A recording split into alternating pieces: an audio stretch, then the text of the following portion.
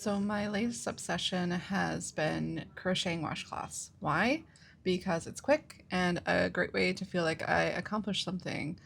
That is the whole story. So I did a little research on how to make washcloths, and along the way I kept asking myself, what if I did this different or what if I did that different? So I wanted to provide some what if examples for you crocheting washcloths. My preferred style is about 30 stitches across, which means you really need to chain 31 because you need the one chain for chain one and turn your work.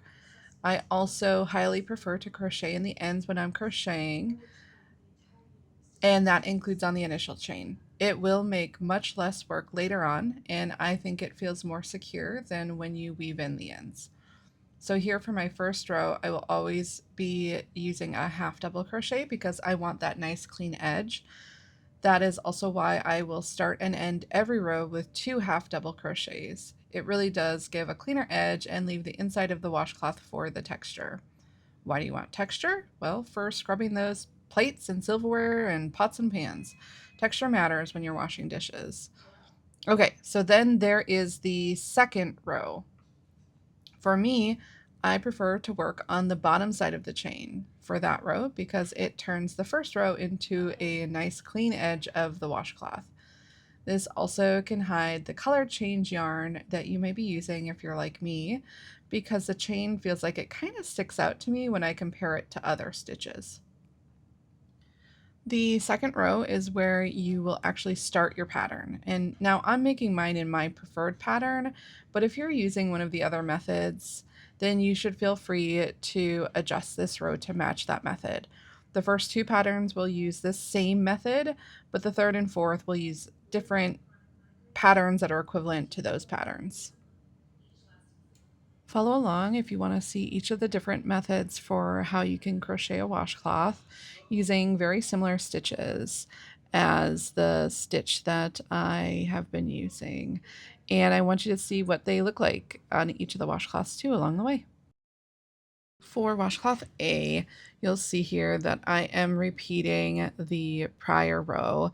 We start with 2 half double crochets in the first 2 stitches, and then in the third stitch you go ahead and start working with the pattern, which is the double crochet and the single crochet in the single stitch, and then you skip a stitch and then you do a double crochet and a single crochet in the next stitch, and you kind of do this all the way across for 13 times until you have 3 stitches at the very end. You'll skip that 1 stitch in between, and then you'll do those 2 half double crochets at the very end. And when you do this method, you should have a washcloth that looks very similar to the rainbow washcloths that are behind that I did not trim the edges. And this is what that washcloth looks like. I did choose to use a border on that washcloth, but I'm not sure I love that. So I guess that's up to you if you want to do a border. Let me know if washcloth A is your preferred style too. Now, if you're like me, you can't help but wonder, what if instead of crocheting the double and single crochet into the next stitch after the half double crochets, you instead skip a stitch first and crochet into the next stitch after, but more like in the gap, kind of like a traditional granny square stitch where you crochet into the gaps. How different could it make it? Is it easier? Is it harder? I would want this to be easier to do because I can basically do a granny square stitch with my eyes closed. I have done them in the dark while watching my kids perform on stage. Why? Because I can't stop and I won't stop. In my opinion, crocheting this was actually harder. I had a harder time getting my hook through the gaps. That said, the stitch does seem a little bit tighter. Don't be deceived by how much tighter this stitch is though by the washcloth I'm showing, because I did use fewer stitches. Let me know if this is your preferred stitch. But then as I was testing that method, I couldn't help but think to myself, what if you just didn't skip any stitches and only put 1 double crochet in 1 stitch and 1 single crochet in the next stitch and follow that method all the way across? How different would that be from the first method or washcloth A? I think the outcome is very similar to the first stitch, but if you're like me, keeping track of what stitch you're on is a struggle. I literally will forget what I'm doing back and forth, double crochet, single crochet pattern, until I have done multiple rows of just double crochet and realize I totally forgot to crochet my pattern. I still love the outcome, but ultimately this one isn't as brain friendly for me. And remember also the size of the washcloth. You want to make sure that they're big enough to hold and be able to fold for scrubbing. For me, 30+1 chains is the right size. You could make them bigger or smaller if you want them to match the size of washcloths in your drawer. Just make the chain length of one side of your washcloths, and if it's an odd number, add 2. If it's an even number, add 1. That's it. Is this one your favorite? Or again, maybe you're like me and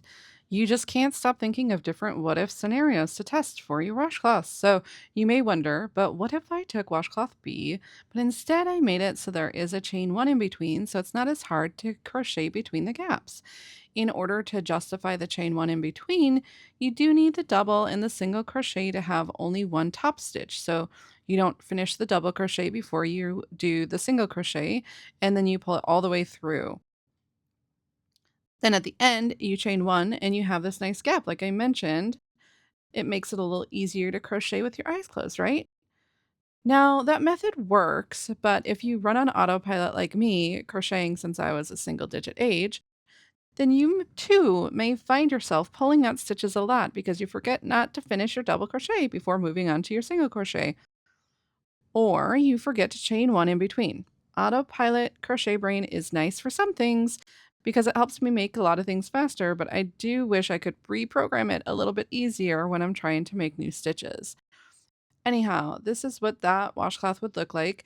There's lots of gaps and probably not the most ideal washcloth, but this stitch may work for something else that you're trying to make. So what else would you make with this stitch? That is all I have for this episode of How Many Different Ways Does My Brain Ask Me to Make This Same Thing, where we investigated washcloths. I'm curious what your preferred method for crocheting washcloths is. Is it listed here? Is it one we covered? Is it something else entirely? I also thought it would be nice to explore the textures on camera side by side. What I like about texture A is that there's little bumps and nice rows and columns. It feels very organized. Texture B is very different. It feels tighter, like it won't bend as easy, but it also feels like it might hold up more sturdy against cleaning a really tough pot. Texture C is similar in feel to texture A, but the rows and columns don't feel as rigid as A. So what do I mean by that? Well, it feels like the lines used to create the columns and rows for texture C has a soft glow instead of a harsh line. Texture D is honestly for me just a no-go with washcloths. The gaps in the washcloths don't do it for me, but is this something you would like or something you would use? And have you used any of these texture patterns for something other than washcloths? Tell me what you use these patterns for, where you do that kind of thing. And if you want to see more videos like this, click the things that you know you need to click to do that. Thanks for watching.